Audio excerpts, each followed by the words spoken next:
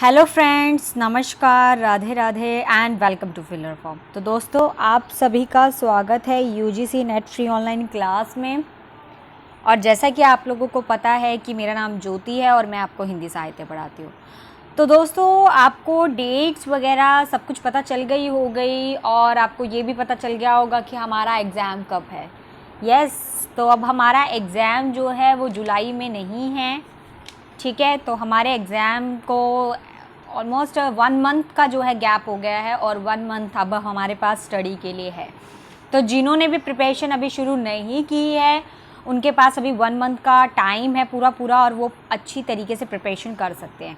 But जिन्होंने preparation कर रखी है तो उनका तो रिवीजन टाइम चल ही रहा है। तो अब हम और अच्छी तरीके से रिवीजन 1 मंथ के अंदर कर पाएंगे ताकि आपके एग्ज़ाम को या आपके टारगेट को उस पहुंच तक पहुंचाया जाए, ठीक है, जहां आप जाना चाहते हैं। तो आपका टारगेट यूजीसी नेट जेआरएफ का है, सो उसे आप आराम से क्रैक कर सकते हैं। अब 1 मंथ अगर आप लगातार जो आपने पढ़ा है उन सब चीज़ों को रिवीजन करेंगे तो ठीक है। तो हमारा एग्ज़ाम ये क्लियर हो गया है कि अगस्त में है। आई होप अब आप लोग अगस्त की प्रिपरेशन और अच्छी तरीके से बेटर तरीके से करेंगे, ठीक है। जिनको ऐसा हो रहा था कि मैम अभी हमारे जो है मास्टर के एग्ज़ाम्स हुए हैं, सेमेस्टर एग्ज़ाम हुए हैं, ठीक है, और हम लोग उतने अच्छी तरीके से प्रैक्टिस नहीं कर पाए, क्लास अटेंड नहीं कर पाए, तो उन लोगों का आप कोई इशू जो है नहीं है एक तरीके से, क्योंकि अब आपको इस टाइम पे आप लोगों को उन क्लासेस को भी अटेंड करना है जो आपने नहीं क्लास अटेंड की, ठीक है। तो आपको तो पता ही है कि आप अपने सिलेबस में कितने ज़्यादा अच्छी तरीके से चले हैं, ठीक है। यस, सभी को गुड आफ्टरनून। तो चलिए अब हम अपनी क्लास को जो है शुरू करते हैं। तो ये आपको स्क्रीन में दिख रहा होगा, ये हमारा व्हाट्सएप ग्रुप है, टेलीग्राम ग्रुप है और इंस्टा अकाउंट है। तो आप इसे ज्वाइन कर सकते हैं। यहाँ पर आपको एनटीए के द्वारा दी गई सारी इन्फॉर्मेशन जो है वो यहाँ पर आपको मिल जाएगी। तो अपडेट्स आपको मिल जाएगी, एडमिट कार्ड कब आएंगे, या आप में से कोई भी आपके फ्रेंड सर्कल में कोई और स्टूडेंट हो जिनका एग्ज़ाम हो तो ज़रूर मुझे इन्फॉर्म करेंगे, ठीक है। तो आपके जिनका, क्योंकि अभी हमारा जो है 9 का दे रखा है ना, तो जिनका इन 3 डेज़ में, मतलब जुलाई के इन 3 डेज़ में जिनके एग्ज़ाम्स हैं, अगर आपके सर्कल में, आपके फ्रेंड सर्कल में कोई ऐसा स्टूडेंट है कि उनका एग्ज़ाम है तो आप ज़रूर जो है मुझे बताइएगा, ठीक है। उनका नाम और ज़रूर मैं उनसे बात करूँगी, उनके व्यूज़ लूँगी कि उनके किस तरीके का जो है उनका एग्ज़ाम गया, क्योंकि फ़र्स्ट पेपर भी है और फर्स्ट पेपर में भी आप लोग प्रैक्टिस कर ही रहे हैं। तो फर्स्ट और सेकंड पेपर दोनों ही इम्पॉर्टेंट होते हैं हमारे, ठीक है। तो उनका पेपर किस तरीके का आया, कैसे आया, मॉडरेट आया, उस हिसाब से हमारी स्टडी और भी ज़्यादा स्ट्रॉन्ग हो जाएगी, ठीक है। तो आई होप आप सारे स्टूडेंट समझ रहे होंगे। और जो मैंने आपको कहा कि अगर आपके फ्रेंड सर्कल में कोई भी है सो प्लीज़ आप सभी मुझे इन्फॉर्म करें, मुझे बताएं कि कौन है, क्या है, तो ज़रूर, और कहाँ से है, तो ये ज़रूर आप मुझे बताइए, क्योंकि अगर, ठीक है, तो आप मुझे बताइएगा, मैंने आपको बता दिया।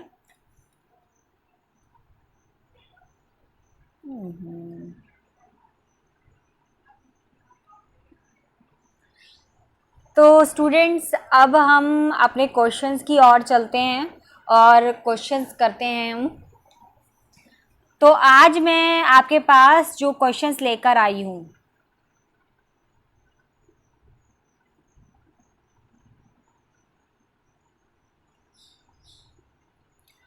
तो आज के जो हमारे क्वेश्चंस है फ्रेंड्स, प्रश्न जो है वो हमारे 2021 की जो फर्स्ट शिफ्ट में एग्ज़ाम्स हुए थे उनसे रिलेटेड है।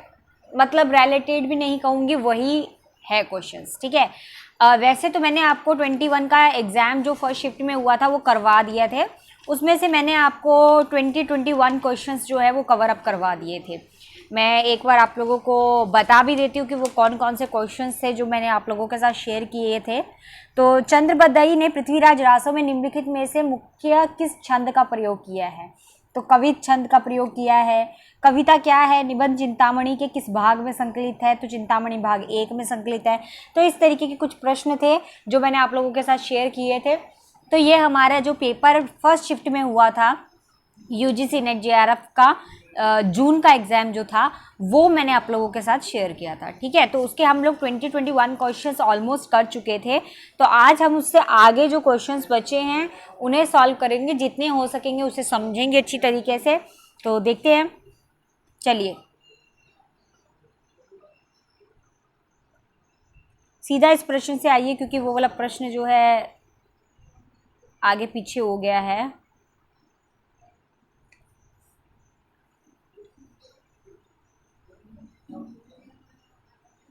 यस, आई होप सबको क्लियर नजर आ रहा होगा।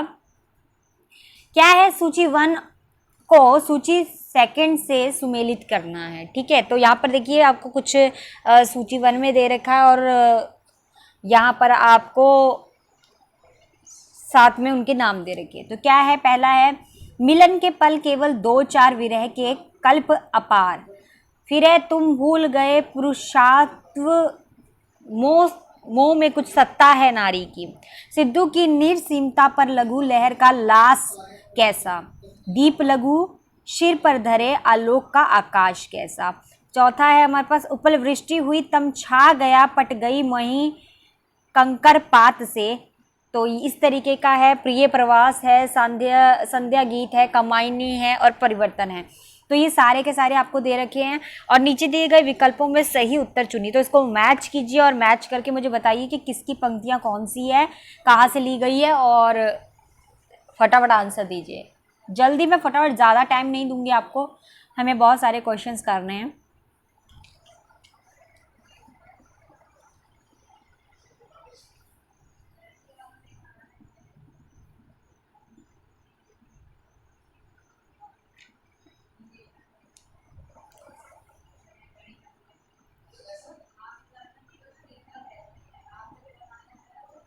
ठीक है, तो इसका पहला वाला पोर्शन, ठीक है, पहला वाला पोर्शन है। तो पहले का अब यहाँ पे देखेंगे, मिलन के पल केवल 2-4 और विरह के कल्प जो है अपार। तो इसका आपका सीधा आ जाएगा चौथा, मतलब परिवर्तन। उसके बाद आ जाता है तुम भूल गए पुरुषत्व, मोह में कुछ सत्ता है नारी की। तो ये क्या है, इसका आएगा तीसरा, ये कंबाइनी का सर्ग है, वहां से लिया गया है। उसके बाद यहाँ पर आ जाता है हमारा अगला, सिंधु की निर्सीमता पर लघु लहर का लास कैसा, दीप लघु सिर पर धरे आलोक का आकाश कैसा। तो इसका कौन सा आ जाएगा आपका, इस पर आपका आ जाएगा यहाँ पर संध्या गीत, ठीक है। उसके बाद लास्ट है हमारा अंतिम, अपल वृष्टि हुई तम छा गया पट गई मही कंकर पात से।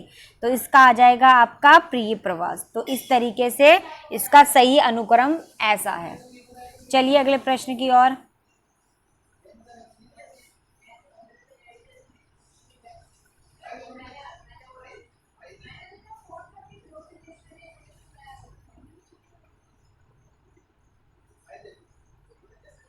देखिए आंसर भी दे रखे हैं इसमें, नीचे 2 कथन दिए गए हैं। क्या है, पहला कि एक अभिकथन जिसमें सेशन में क्या ले रखा है हमारे यहाँ पे रूप में लिखित है, तो दूसरा उसके कारण के रूप में लिखा हुआ है। सेशन मतलब अधिकथन में क्या लिखा हुआ है, अभिकथन में लिखा है वीर कर्म से अलग वीरतत्व और अस्तित्व नहीं है, और कारण दे रखा है क्योंकि वीरतत्व की जो अभिव्यक्ति है वह कठोर साधना से होती है। तो यह कथन में आलोक, नीचे दिए गए विकल्पों को सही उत्तर का चयन कीजिए। तो सही उत्तर बताइए कि ए और आर दोनों सत्य है और आर और ए के जो है सही व्याख्या है, और बी है ए और आर दोनों सत्य है लेकिन आर और ए की सही व्याख्या नहीं है। ए सत्य है लेकिन आर असत्य है, ए असत्य है और आर सत्य है। तो इसका आंसर क्या है, पहला वाला ए, कि ए और आर दोनों ही सत्य है, मतलब दोनों बातें सही कही गई है। यहाँ पे वीर कर्म से अलग वीरतत्व और अस्तित्व नहीं है, क्योंकि वीरता की जो अभिव्यक्ति होती है वो कठोर साधना में ही होती है। तो दोनों ए और आर दोनों सही है, आर और ए की सही व्याख्या है, ठीक है, बस वही चीज़ आ गई। अगला प्रश्न देखेंगे। अगले आ जाता है हमारा यशपाल कृत। यशपाल का कृत है झूठा सच। यशपाल का कृत्य है झूठा सच। उपन्यास के केंद्र विषय कौन सा है? केंद्र विषय बताना है कौन सा है, मैं बता देती हूँ आपको। विभाजन की त्रासदी, ठीक है, विभाजन की त्रासदी। नारी की विवशता और शोषण, ये दूसरा है, नारी की विवशता और शोषण। उसके बाद ये आ जाएगा आपका संप्रदाय दंगे की भयावहता, भारत छोड़ो आंदोलन। तो निम्नलिखित विकल्पों में सही उत्तर का चयन करें। तो यहाँ पर सेकंड इसका आंसर है, मतलब पहला और तीसरा जो है वो बिल्कुल करेक्ट है। तो क्या क्या है मैं बता देती हूँ। पहला है आपका विभाजन की त्रासदी, ठीक है, और तीसरा है आपका सांप्रदायिक दंगों की भयावहता। तो ये जो झूठा सच है उसमें इन दोनों को ही जो है उभारा गया है, यही केंद्र विषय के रूप में है, ठीक है। आई होप इतने क्वेश्चन क्लियर हो गए होंगे। थोड़ा उल्टा फुल्टा हो गया है आज की क्लास में, कोई बात नहीं, पता नहीं ये कैसे हो गया, शायद मेरे से ही बाय मिस्टेक हो गया होगा। चलिए अगला प्रश्न है हमारा, भाषा भूषण का विवेच्य है। तो भाषा भूषण का विवेच्य क्या है? छंद है, अलंकार, रस या ध्वनि। तो बताइए क्या है।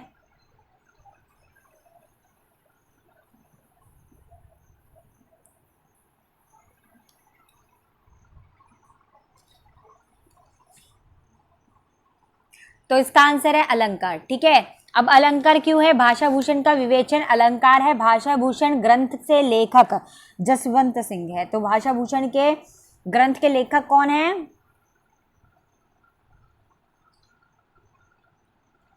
जसवंत सिंह, ठीक है। और इस ग्रंथ के 212 दोहे में अलंकारों का निरूपण किया गया है। कितने दोहों में?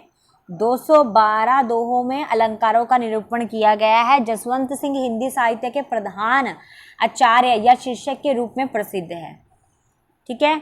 इनकी प्रमुख रचनाएं कौन सी है? प्रबोध, चंदोदय, उपरोक्ष सिद्धांत, अनुभव प्रकाश सिद्धांत सार आदि। अगले चलते हैं प्रश्न में।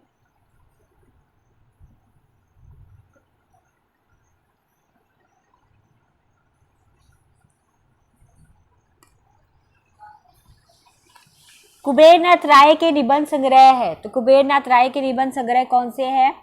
बेहा का जंगल, कामधेनु, आगम की नाव, दूसरी सतह। नीचे दिए गए विकल्पों में से सही उत्तर का चयन करें। पहला, चौथा, दूसरा, तीसरा। तो यहाँ पे सीधा उत्तर दे रखा है बी, मतलब दूसरा और तीसरा। तो दूसरा क्या है हमारा यहाँ पे? कामधेनु, और तीसरा है हमारा आगम की नाव। तो कामधेनु और आगम की नाव कुबेरनाथ राय के निबंध संग्रह है। कुबेरनाथ राय ललित निबंधकार है। किस तरीके के निबंधकार है? ये ललित निबंधकार है। इनके प्रमुख निबंध संग्रह कैसे हैं? प्रिया नीलकंठी, रस आखेटक, गंधमादन, विषाद योग, निषाद बांसुरी, महादेवी, महाकवि की तर्जनी, मन पवन की नौका इत्यादि। जबकि दूसरे बता रहे हैं ये बेहला का जंगल जो है उसके निबंध के लेखक कौन है? कृष्ण बिहारी। कौन है? कृष्ण बिहारी मिश्र है। और दूसरी सतह निबंध के लेखक शरद जोशी है। तो दूसरे सतह निबंध के लेखक कौन है इसमें? शरद जोशी है।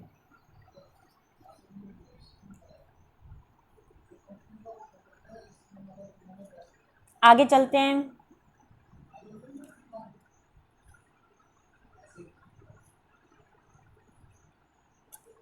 चलिए बताइए, प्रकाशन वर्ष के अनुसार निम्नलिखित रचनाओं का सही अनुक्रम बताइए। भारत की भाषा समस्या, मार्क्स और पिछड़े हुए समाज, प्रेमचंद और उनका योग, भारतेंदु युग और हिंदी भाषा की विकास परंपरा। ऑप्शन भी नीचे दे रखे हैं।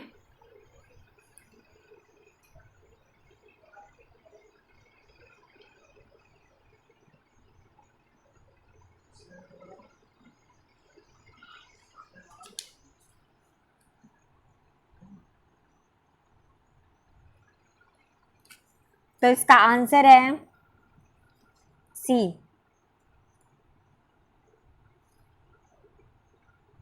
सी इसका आंसर है।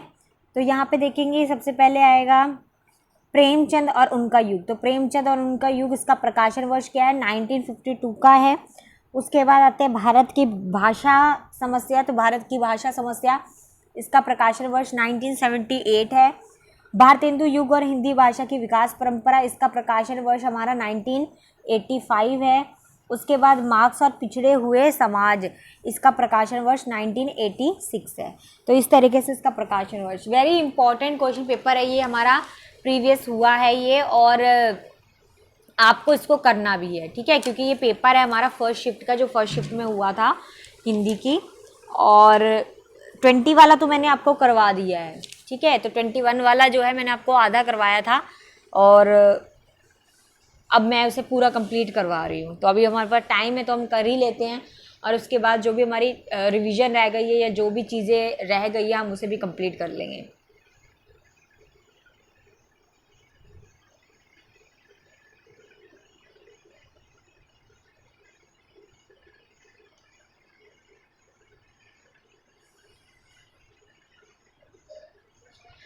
अट्ठाईसवां प्रश्न देखेंगे क्या है। 28वां प्रश्न है, नीचे दो कथन दिए गए हैं। एक कथन में लिखा है कि अभिकथन के रूप में, अभिकथन क्या है कि नाटक का एक उद्देश्य जनोपदेश है, ठीक है, और कारण दे रखा है क्योंकि नाटक में उपदेश के सिवा कोई और बात ही नहीं हो सकती है, ठीक है, सिर्फ उपदेश की बात होती है और कोई बात नहीं हो सकती है। तो उत्तर क्या है इसका।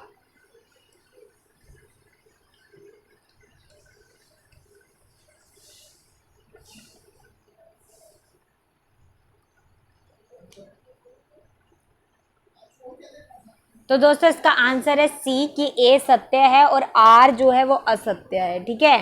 तो यहाँ पे नाटक का एक उद्देश्य जनोपदेश है, ये बिल्कुल करेक्ट है, ठीक है। चलिए आगे चलते हैं।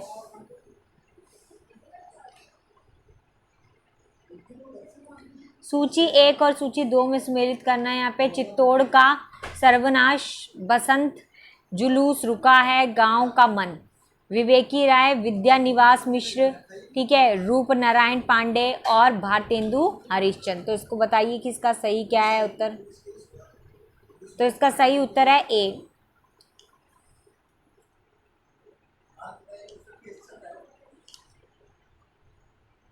इसका सही उत्तर है ए। पहले का हमारा क्या आएगा यहाँ पर, चित्तौड़ का सर्वनाश जो है किसने लिखा है, रूप नारायण पांडे ने लिखा है, तो इसको रूप नारायण पांडे के साथ कर लीजिए। फिर आता है बसंत, बसंत जो है किसने लिखा है, भारतेंदु हरिश्चंद्र ने बसंत लिखा है। उसके बाद जुलूस रुका है, तो जुलूस जो है रुका है ये किसका है, विवेकी राय का। फिर है गांव का मन, तो यहाँ पे है गांव का मन, ये किसका है, विद्या निवास मिश्र का।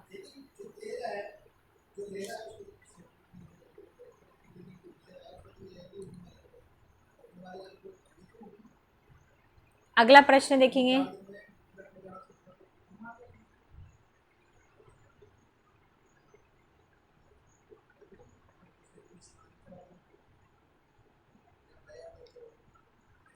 तीसरा प्रश्न है हमारा, यहाँ पे सूची 1 सूची 2 को सम्मिलित करना है। सप्तपणी, लौट आ ओधार, हम हशमत, आज के अतीत, कृष्ण सोबती, गिरिराज किशोर, भीष्म सानी, दूधनाथ सिंह।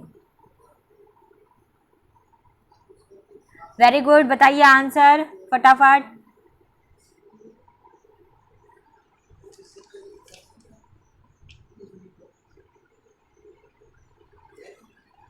तो इसका आंसर है डी, मतलब पहले का आएगा यहाँ पर गिरिराज किशोर, सप्तपणी का आएगा गिरिराज किशोर, आज के अतीत,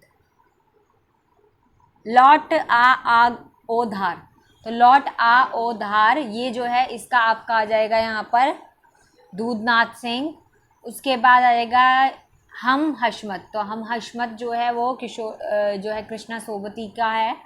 फिर है आज के अतीत, आज के अतीत किसका है, भीष्म सानी का है, ठीक है। क्लियर है सभी को, यहाँ तक क्लियर है, आगे चलिए।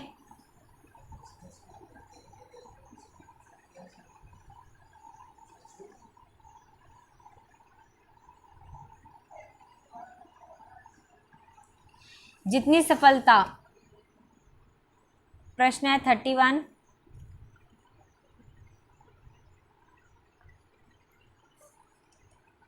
जितनी सफलता भारतेंदु युग के लेखकों को निबंध रचना में मिली उतनी कविता और नाटक में नहीं मिली, यह कथन किसका है?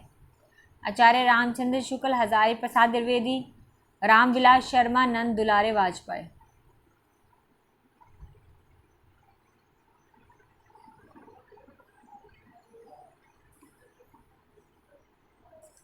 तो इसका आंसर है रामविलास शर्मा। ठीक है, तो रामविलास शर्मा भी टिक कर दीजिए, और क्यों है, किस लिए है, वो आपको यहाँ नीचे पता चल जाएगा।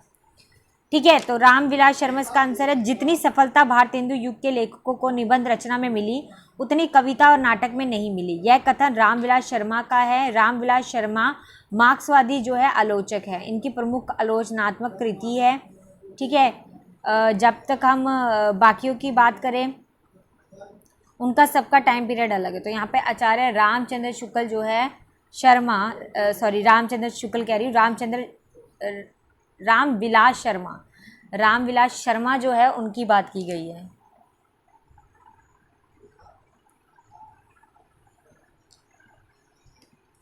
ठीक है दोस्तों, तो यहाँ पर क्या आएगा? रामचंद्र शुक्ल नहीं, रामविलास शर्मा आंसर इसका। ठीक है, सी है इसका आंसर, रामविलास शर्मा। तो इसे ध्यान रखेंगे सभी के सभी।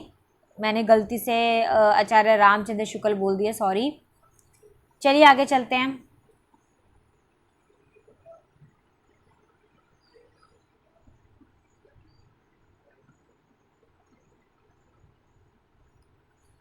अगला प्रश्न है हमारा 32वां प्रश्न। हम राज्य लिए मरते हैं, सच्चा राज्य परंतु हमारे कर्षण ही करते हैं। इस प्रसंग में उर्मिला का कौन सा विचार जो है वो सही नहीं है? ठीक है, तो यहाँ पे क्या है? सामंती समाज में स्त्रियां मर्यादा के नाम पर घर की चार दीवारियों में कैद होती है। किसान स्त्रियां अपनी पतियों के साथ स्वतंत्रता पूर्वक विचरण करती है। किसान राज समाज में अधिक सुखी है। राज्य सुख भाग्यशाली लोगों को प्राप्त होता है। तो बताइए इसका आंसर क्या है?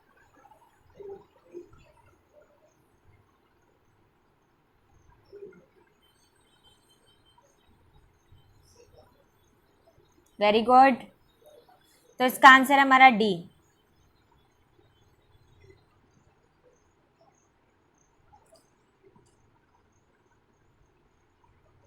इसका आंसर डी है कि हम राज्य लिए मरते हैं, सच्चा राज्य परंतु हमें कर्षक ही करता है।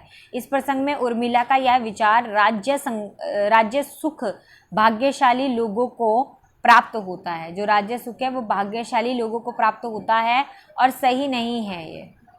ठीक है,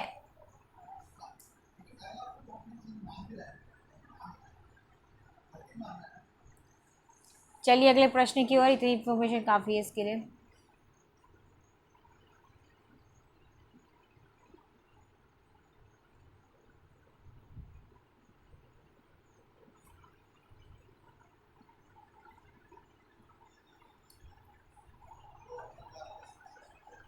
अगला प्रश्न है हमारा, निम्नलिखित में से कौन सा तद्भव शब्द नहीं है? राय, खेत, दहिना और कवि। तो आंसर है इसका कवि। कवि तद्भव शब्द नहीं है, ये तत्सम शब्द है, और बाकी सारे तत्सम शब्द हैं।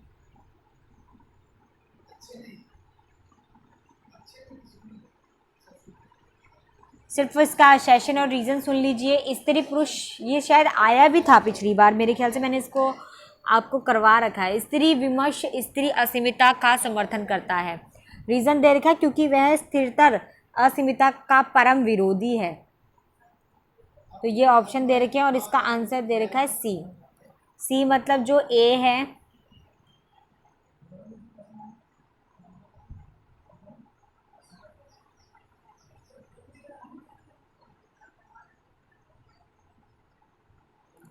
ठीक है, सी है। सी में क्या दे रखा है कि जो ए है वो सत्य है, लेकिन आर जो है वो असत्य है।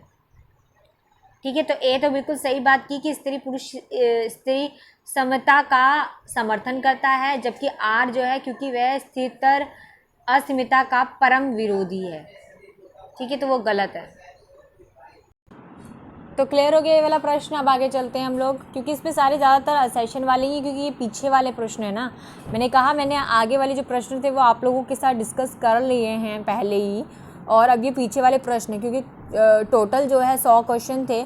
सो मुझे ये लगता है कि मुझे बाकी क्वेश्चंस भी आपको करवाने चाहिए सारे के सारे। तो मैं अभी 2021 का जो फर्स्ट शिफ्ट में एग्ज़ाम हुआ था वो करवा रही हूँ, और उसके बाद में सेकंड शिफ्ट में जो एग्ज़ाम हुआ था वो भी करवाऊँगी, ताकि आपकी 2-3 बार रिवीजन हो जाएगी। तो अगर इनमें से भी कोई क्वेश्चन रिपीट होगा सो आपको आता होगा। ठीक है, आगे है नीचे दो, यहाँ पे देखिए सेक्शन में क्या दे रखा है, सेक्शन में दे रखा है स्त्री। ये वाला तो हो चुका है हमारा, ये वाला देखिए 35 वाला, तो जूम कर देती हूँ।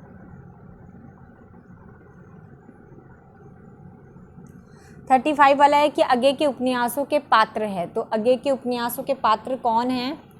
राधिका, भुवन, सरस्वती और प्रशांत।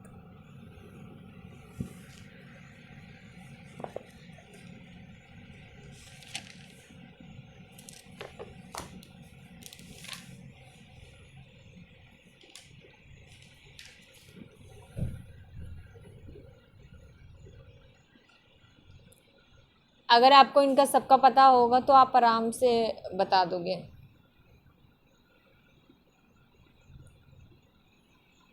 मैं देखती हूँ इसके आगे इसका पोर्शन दे रखा है कि नहीं। हाँ, दे रखा है। तो यहाँ पे देखिए नीचे दी गई विकल्पों में से सही उत्तर का चयन करना था। तो पहला, दूसरा, तीसरा, दूसरा, चौथा, तो इसका आंसर जो है सी दे रखा है। अब सी में क्या है? सी में क्या है? दूसरा और तीसरा। दूसरा तीसरा कौन सा था मैं बता देती हूँ। दूसरा था भुवन और तीसरा था सरस्वती। तो भुवन और सरस्वती। तो यहाँ पे आगे के उपन्यासों के जो प्रमुख पात्र है वो कौन है? भुवन और सरस्वती है। और आगे के 3 प्रमुख उपन्यास और उनके पात्र हैं।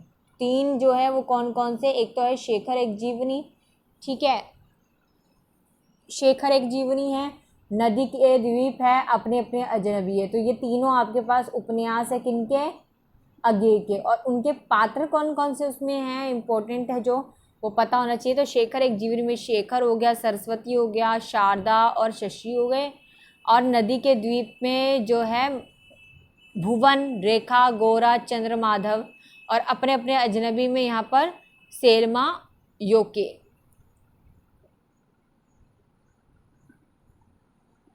ठीक है, क्लियर है? आगे चलें।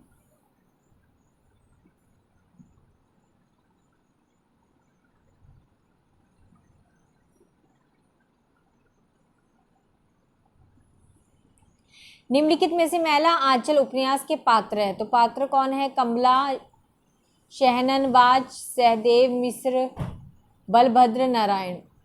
और विकल्प आपको नीचे दे रखे हैं, और इसमें से उत्तर भी आपको बता रखा है। उत्तर है इसका बी, मतलब पहला और तीसरा। पहला और तीसरा। पहला क्या है? कमला, और तीसरा क्या है? सहदेव मिश्र। ठीक है, सहदेव मिश्र, मिसिर। तो ये वाला जो है इसका आंसर है। यहाँ पे लिखा भी हुआ है कमला और सहदेव मिश्र मैला आंचल उपन्यास के पात्र हैं। मैला आंचल उपन्यास के अन्य पात्र बालदेव, भावनदास, कालीचरण, लक्ष्मी, कंबली, राम खेलावन, रामदास, सेवादास, राम कृपाल पाल सिंह, डॉक्टर प्रशांत, तहसीलदार, वसुदेव आदि। तो ये सारे के सारे उपन्यास हैं। फणीश्वर राम रेणु का मैला आंचल है, ये तो आपको सबको पता ही है। आगे चलते हैं।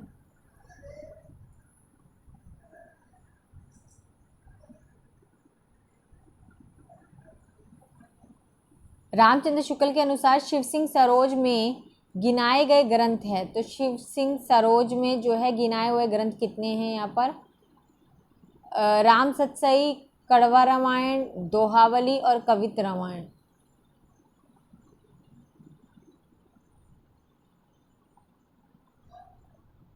ठीक है, तो यहाँ पर इसका आंसर भी दे रखा है। आंसर इसका ए क्या है? आचार्य रामचंद्र शुक्ल के अनुसार शिव सिंह सरोज में गिनाए गए ग्रंथ जो है राम सतसई और कड़वा युगांतर है। ठीक है, तो राम सतसई भी बोल सकते हैं आप, और कड़वा युगांतर भी बोल सकते हैं।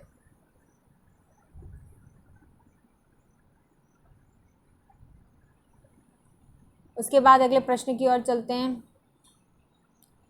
28वां प्रश्न है यहाँ पर, 38 वाला प्रश्न है यहाँ पर, मैं चाहता हूँ कि साहित्य संबंधित धारणाएं वास्तविक साहित्य में विलक्षण के आधार पर बनाई जाए।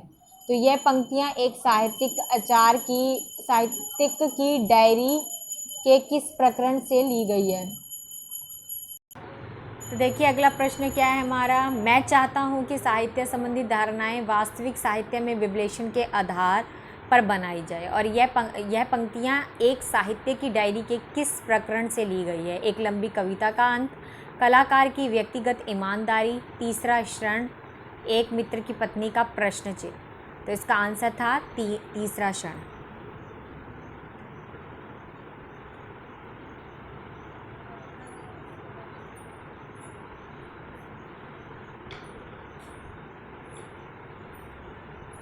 ठीक है, तो तीसरे क्षण से ली गई है। इसका आंसर है कि मैं चाहता हूं कि साहित्य संबंधी धारणाएं वास्तविक साहित्य में विश्लेषण के आधार पर बनाई जाए, और यह पंक्तियां एक साहित्य की डायरी के तीसरे क्षण प्रकरण से ली गई है। एक साहित्य की डायरी निबंध संग्रह के लेखक गजानन माधव मुक्तिबोध का है। तो इसके लेखक कौन है? गजानन माधव मुक्तिबोध। तो इस तरीके की आपको, देखिए मैं बुक्स भी आपको इस तरीके से ही लेने के लिए बोलती हूँ MCQs की, ताकि आप लोगों के जो है प्रश्न के साथ 4 और प्रश्न बन जाए। ठीक है, ताकि आपको उसको याद करने में भी आसानी हो, और साथ ही साथ आपको जो है उसके साथ के जो जुड़े फैक्ट्स हैं वो भी आपको पता चल जाए, जुड़ी पंक्तियाँ भी पता चल जाए, उनकी रचनाएं भी कवियों की पता चल जाए। तो इस तरीके से आपकी नॉलेज और भी ज़्यादा इन्हांस हो जाती है। ठीक है, तो बढ़ जाती है, और इसीलिए आपको वही चीज़ यहाँ पर करनी है। ठीक है, तभी मैंने यहाँ पर आंसर्स भी आप लोगों को दे रखे हैं। उसके बाद देखिए सूची को मिलाना है, तो इसका देखिए सही अनुक्रम क्या है। इसी तरीके से मैं आपको सही अनुक्रम दिखा देती हूँ डायरेक्टली इसका। तो यहाँ पे सबसे पहले आता है होली है, तो होली है किसका है? प्रताप नारायण मिश्र का। उसके बाद पीछे मत फेंकिए किसका है? बाल कृष्ण भट्ट का। मेरी जन्मभूमि किसकी है? यहाँ पे हजारी प्रसाद द्विवेदी की। परंपरा बंधन नहीं है, तो ये किसका है? हमारा विद्यानिवास मिश्र का। तो ये चारों को इस तरीके से आपको याद करना है। आगे चलते हैं, इसका भी सीधा हम याद कर लेंगे। प्रकृति जाके जोई अंग परी, स्वान पूछ कोटिक जो लागे, सुधी ना कहू करी। तो ये जो है इस किसकी है पंक्तियाँ? ये सूरदास की पंक्तियाँ हैं। उसके बाद क्या है? बहुविध चित्र बनाए के, हरि रचो क्रीड़ा रास, जोई ना इच्छा जुलिबे की, ऐसी बुद्धि के ही पास। तो ये किसकी है? कबीरदास जी की पंक्तियाँ जो है ली गई है। आगे चलते हैं,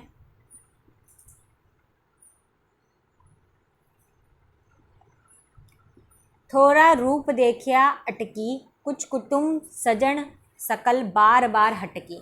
तो ये किसकी है? मीरा की है। अगला है, गुरनित मोही प्रबोध दुखित, देखी आचरण मम, मोही उपजई अति क्रोध, दुभई नीति की भवाई। तो ये किसका है? तुलसीदास जी की है। तो इन रचनाओं को, इन पंक्तियों को याद कर लो, और इनके साथ में उनके राइटर्स के नाम भी याद कर लो, तो आपका बहुत कुछ यहाँ पर क्लियर हो जाएगा। चलिए अगले प्रश्न की ओर। अगला देखिए यहाँ पे क्या है? पुरुरव परस्त पेरई, दुरापहना वात इवाहमिसिम। उर्वशी का तृतीय अंक किस बीज भाग का केंद्रित है? तो किस बीज भाग का केंद्रित है? तो इसका आंसर क्या होगा? इसका आंसर होगा ऋग्वेद। ठीक है, तो ऋग्वेद का, तो ये पूरा का पूरा जो दे रखा है, अर्थात यहाँ पर क्या है, इसका अर्थ बताइए पहले। इसका अर्थ है तुम अपने घर को लौट जाओ। ठीक है, पुरुरव पुरस्तत पे रही, तुम अपने घर को लौट जाओ। मैं वायु के समान दुष्प्राय हूँ, और उर्वशी का तृतीय अंक इस बीज भाव पर केंद्रित है, और इनका स्रोत है ऋग्वेद। और उर्वशी महाकाव्य की रचयिता रामधारी सिंह दिनकर है, और जिन्होंने कुल 5 अंक है जिनके। ठीक है,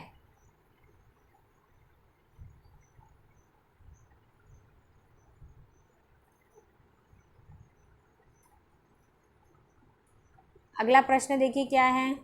निम्नलिखित में से कौन सी भाषा आर्य भाषा से सम्मिलित नहीं है? यूनानी, लैटिन, फारसी और अरबी।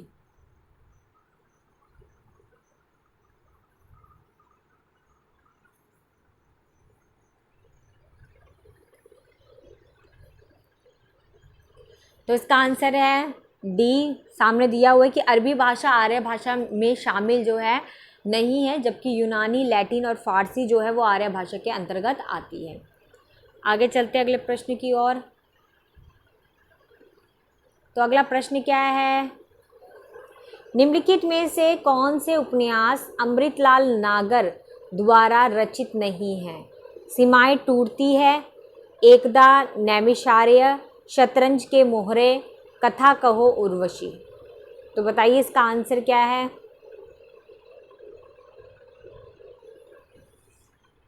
फोर्टी 44 वाले प्रश्न का आंसर बताइए।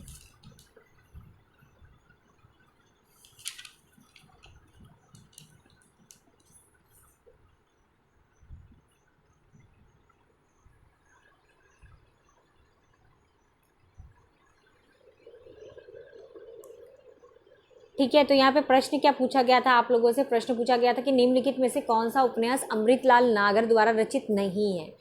तो अगर हम बात करें तो दो तो रचित है और दो नहीं रचित है, तो कौन सा नहीं रचित है वो हमें बताना है। तो आप इसका आंसर लिखेंगे पहला और चौथा, मतलब सीमाएं टूटती है और कथा कहाँ कहो उर्वशी, कथा कहो उर्वशी। तो ये दोनों के दोनों जो है वो अमृतलाल नागर के द्वारा रचित नहीं है। एकदा नैमिषारण्य और शतरंज के मोहरे जो है वो अमृतलाल नागर ने लिखे हैं। अगले प्रश्न की ओर चलते हैं।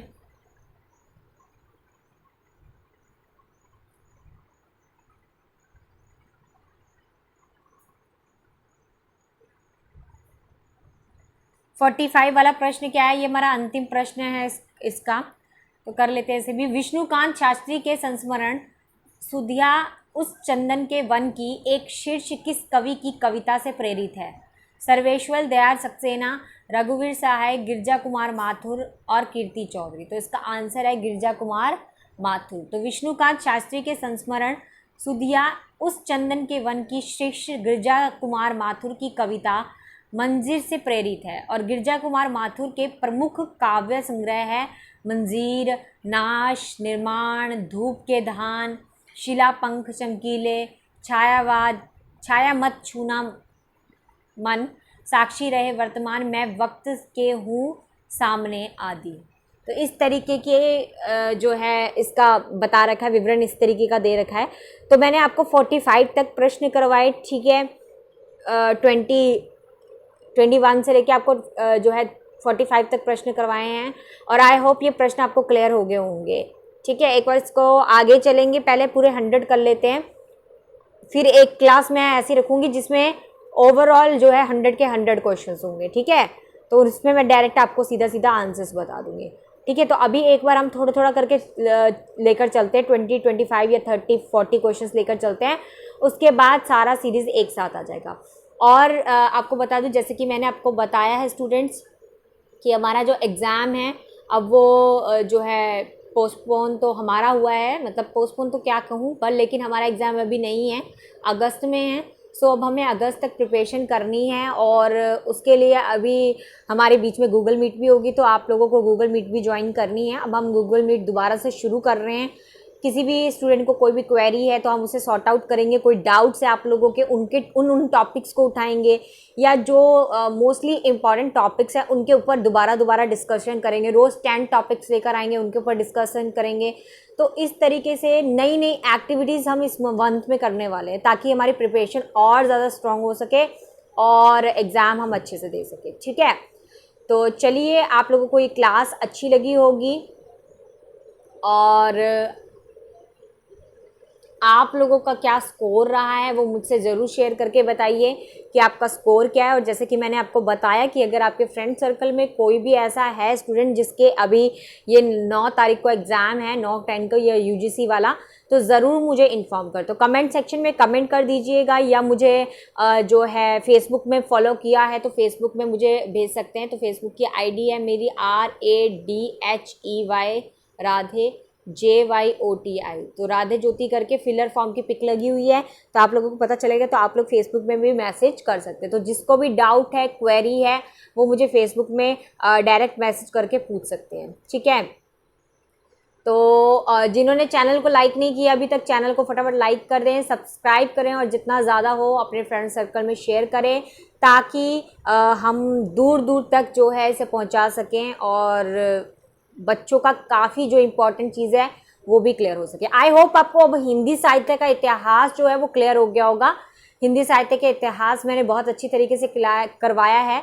तो जिन्होंने हिंदी साहित्य का इतिहास बिल्कुल टच भी नहीं किया, कुछ भी नहीं किया, तो वो प्लीज़ मेरी ये वाली 3 जो क्लासेस हुई है, पिछली क्लासेस जो 3 हुई है, इन क्लासेस को देख लेंगे तो उनका हिंदी साहित्य का इतिहास पूरा क्लियर हो जाएगा, ठीक है। उसमें मैंने बहुत सारी ट्रिक्स बताई हैं। उन ट्रिक्स के माध्यम से अगर आप वो ट्रिक याद करेंगे तो आपको सारी रचनाएं, कवि और उनके सारी चीज़ें जो है, उनके बारे में सारी नॉलेज जो है वो आपको मिल जाएगी। तो चारों काल जो है वो मैंने आप लोगों के साथ शेयर किया है। आई होप अब आपको ये सारा क्लियर हो गया होगा। तो मिलते हैं अब नेक्स्ट क्लास में। So bye bye, Radhe Radhe, have a nice day.